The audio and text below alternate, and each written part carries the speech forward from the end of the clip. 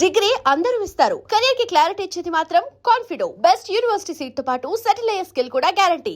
తర్వాత 1965లో శ్రీకృష్ణ తులాభారం రామానాయుడు గారు తీసేటప్పటికి అప్పటికి కరెక్ట్గా కొంచెం మ్యారేజ్ అది అయింది కాబట్టి ఆ ప్రౌఢత్వం ఫేస్లో కొంచెం మార్పు మెచ్యూరిటీ అది వచ్చింది. అందువల్ల ఈ సత్యభామకి తేడా ఏంటి అంటే ఇది మొత్తం శ్రీకృష్ణ తులాభారంలో కృష్ణ సత్యభామ మీద ఎక్కువ కథ, ఎక్కువ పర్ఫార్మెన్స్ స్కోప్ ఉంది. అది పూర్వం ఏం చేసేవాళ్ళు అంటే స్క్రిప్ట్లు ఇచ్చేవాళ్ళు, పద్యాలు అద్భుతంగా పాడారు సుశీల గారు. అలాగే మీరా జాలగనర పాట ఆ రోజు ఇది బుక్ చేసిన తర్వాత ఇప్పుడు మీరు అన్నట్లుగా స్థానం వారి సత్యభామ నాటకం ఒకసారి చూస్తే బాగుంటుందేమో. అప్పుడెప్పుడో వేశాను అన్మ్యారీడ్ సత్యభామ. ఇప్పుడు ఈయన చాలా ఫేమస్ కదా, ఎలా యాక్ట్ చేస్తాడో చూద్దాము అని రామానాయుడు గారితో పద్మశ్రీ స్థానం వారిని పిలిపిద్దాము అంటే ఏమవుతండి మీరు చేస్తారులేండి అన్నారు. అక్కడ కూడా విజాత్యం అని రామానాయుడు గారు కాన్ఫిడెన్స్ నా మీద వదిలేండి అనేసాడు. ఆయనే వద్దన్నారు, నేను పిలుద్దామంటే. తర్వాత కృషి, ఎందుకంటే అప్పటికే కొంతమంది సీనియర్ ఆర్టిస్టులు సత్యభామలుగా వేశారు. నేనేం చేశాను, 65 మెల్లన్ మూగ మనసులో హిందీ షూటింగ్, స్క్రిప్టు, తర్వాత వచ్చి పాటలు పద్యాలు అన్నీ ఎంత పెద్ద గ్రిండి టేప్ రికార్డరు తీసుకొని అవుట్డోర్ షూటింగ్కి వెళ్ళాం.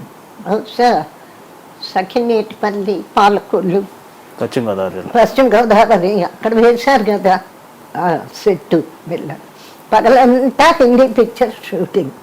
సాయంత్రం అవుతూనే ఇంటికి వచ్చి మేకప్ చేసి స్నానం అయిన తర్వాత ఈ టేప్ రికార్డర్ పెట్టుకొని పద్యాలు పాటలు అద్దం ముందు నిల్చొని చిన్న పిల్లలాగా ఎప్పుడు ఈ వేలు ఇలా పెట్టాలి, ఎప్పుడు నడుము చేయి పెట్టాలి, ఎప్పుడు ఆ బ్రస్ ఇట్లా అనాలి అని అంత మైన్యూట్గా అద్దం ముందు రిహార్సల్స్ చేసి పద్యాలు పాటలు.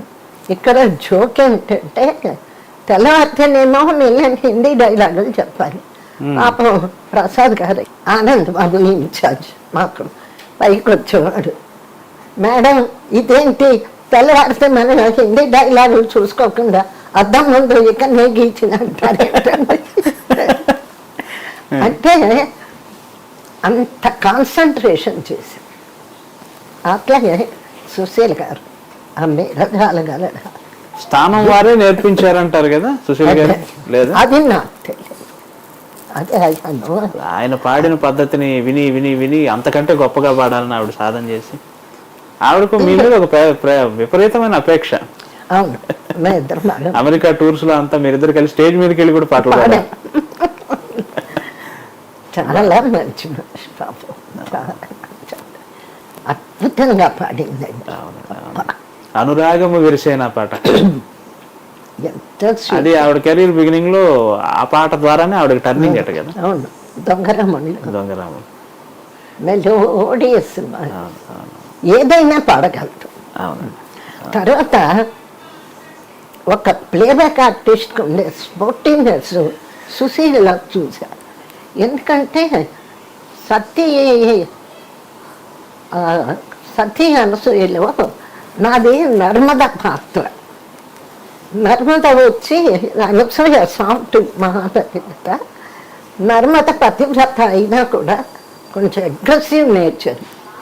సో కుష్ఠరోగిని, భర్త కుష్ఠరోగి, అతన్ని బండిలో తీసుకెళ్ళి ఒక అడవి ప్రాంతంలో నైట్ ఉంటుంది. తీసుకెళ్ళేటప్పుడు ఇతను ఒక మునీశ్వరుడు కాలు అతను సూర్యోదయం అయ్యేటప్పటికీ నీ తలకాయ మొక్కలు అవుతుంది చెప్పిస్తాడు. అప్పుడు నర్మద తెల్లవారు సూర్యుడు రాబోతుంటే ఆపుతుంది పద్యంతో కనిపించేది. అది ఆ రోజుల్లో ఒక మంచి అలవాటు ఏంటంటే ఆర్టిస్టులు పాడేటప్పుడు రికార్డింగ్ ఉంటే హీరోయిన్ని పిలిచేవారు. టైం అంటే వెళ్ళి ఆ రికార్డింగ్ అప్పుడు రికార్డింగ్ రూమ్లో వాళ్ళు పాడే విధానం అది స్టడీ చేసేవారు. అప్పుడు సుశీల గారు అది పాట పాడుతూ కనిపించితివా నా తాళి ఆన అని 2 సార్లు రిపీటేషన్. ఎంత స్పోర్టివ్ అంటే తను ఒకటేమో ప్లేడే కనిపించితివా నా తాళి ఆన అని, రెండోది కూడా అదే ప్లేడింగ్తో పాడుతోంది. లోపలికి వెళ్ళి సుశీల్ని పిలిచి పక్కకి, సుశీల ఈ క్యారెక్టరు అగ్రెసివ్ క్యారెక్టరు నర్మద, ఒకటేమో జాలిగా పాడు, రెండోదేమో సూర్యుడిని పతివ్రత కాబట్టి ఆజ్ఞాపించు కనిపించి నా తాళి ఆనా అని అట్లా కట్ చేస్తూ force Mada. She took it very sportively. అట్లాగే పాడి, ఎందుకంటే నేను ఇక్కడ కూర్చొని యాక్ట్ చేస్తున్నా కదా లోపల, రెండు అలా పాడుతుంటే నాకు ఎక్స్ప్రెషన్ రెండు అయ్యో ఒకే మాదిరిగా. అట్లాగా ఒక కోఆర్డినేషన్ ఆర్టిస్టులు కానీ రైటర్స్ కానీ ప్లేబ్యాక్ సింగర్స్ కానీ అదొక గోల్డెన్ ఏరియా, అంతే స్వర్ణ యుగం. ఆఫీసుకి వెళ్ళి కూర్చోవడం, కథ వినడం, ఏదో అనుమానాలు ఉంటే మాట్లాడుకోవడం అయిపోయింది. మరి ఇప్పుడు ఎట్లా ఉందో ఈ తరం మనకి ఐడియా లేదు. అంత ఓపిక అంత టైం ఉందా అని. చాలా సంతోషం, మాకు చాలా టైం ఇచ్చారు. ఫైనల్గా ఒక్క ప్రశ్న అడగాలి. సుశీల గారు, పి సుశీల గారి మధ్య ఒక చిన్న స్టేట్మెంట్ ఇస్తూ, మీ గొంతు ఎవరికి సరిపోతుంది తెలుగులో, ఇప్పటికైనా మీ అభిప్రాయం మనసులో మాట చెప్పేసేయండి అంటే, నా గొంతు జమున గారికి సరిపోయినట్టుగా ఎవ్వరికీ సరిపోదు అని ఓపెన్ గా చెప్పేశారు. మీ బాహ్య రూపానికి ఆవిడ గొంతు అలా కలిసిపోయింది కదా. అంటే బాహ్య రూపం కంటే గొంతు రూపం. నేను డైలాగే చెప్పాను అనుకోండి, ఇమ్మీడియట్ గా డైలాగ్ అయిన వెంటనే పాట వస్తే నేను పాడినట్టు ఉంటుంది.